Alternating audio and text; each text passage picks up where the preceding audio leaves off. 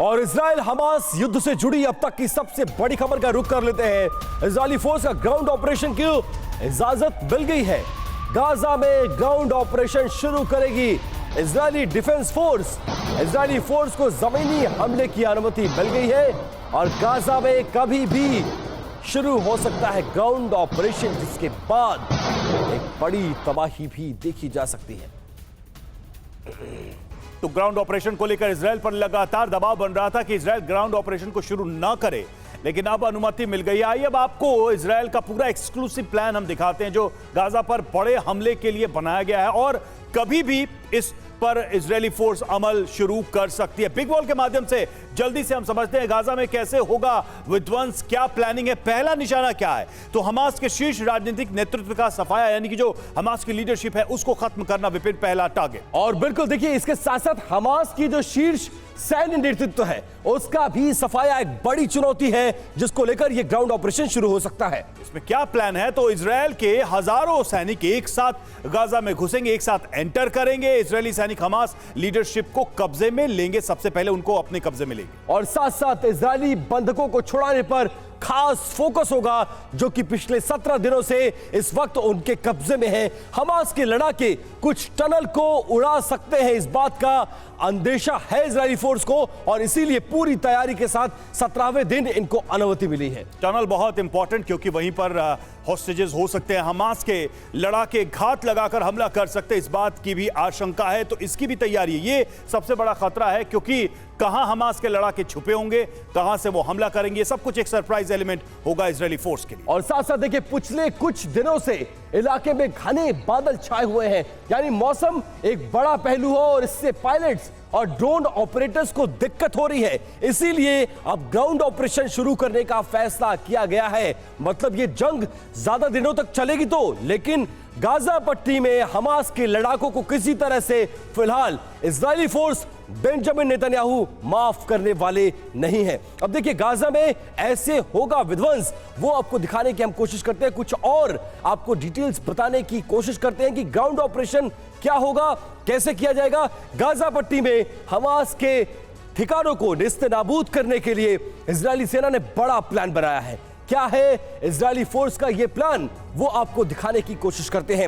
Hamas के खात्मे की योजना, इजरायली चुनौती, इस पर भी चर्चा करना बहुत जरूरी है। हमास के बड़े नेताओं, सैन्य अधिकारियों को मिटाना सबसे बड़ी चुनौती है रवि।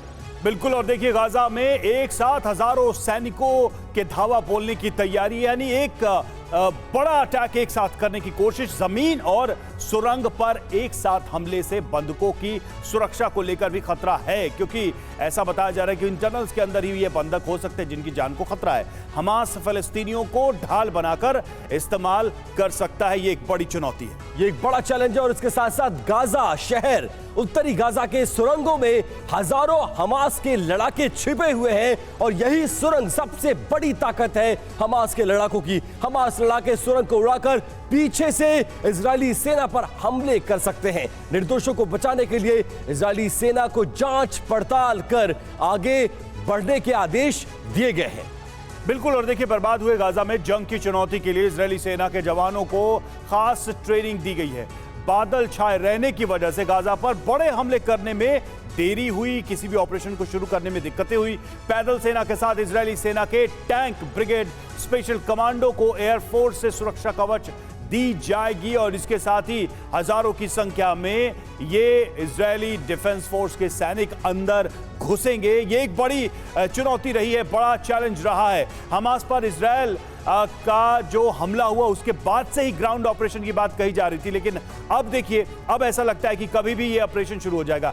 मेजर जनरल संजय सोई हमारे साथ इस वक्त स्टूडियो में हैं और ब्रिगेडियर शारदेंदु हमारे साथ इस वक्त जुड़े हुए स्टूडियो में।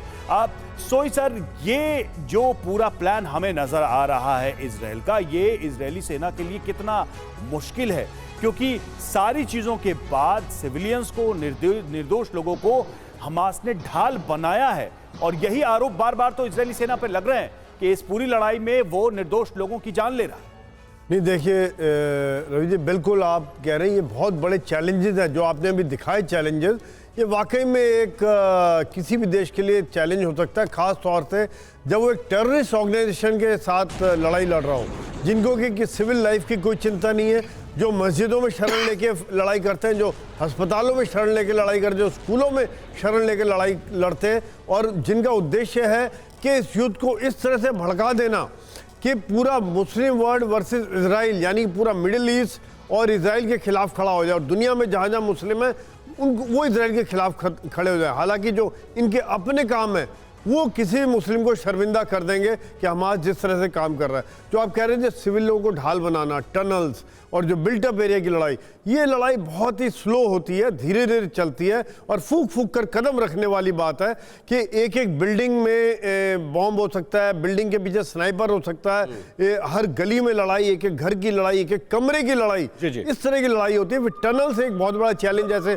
अभी आप बता रहे थे। चैलेंजेस देखिए सोई सर, चैलेंजेस बहुत बड़े हैं, इसीलिए 17वें दिन ग्राउंड ऑपरेशन को अनुमति मिली है, और इसके बाद माना जा रहा है कि वक्त तो लगेगा लेकिन हमास को माफ करने वाला नहीं है इजराइल।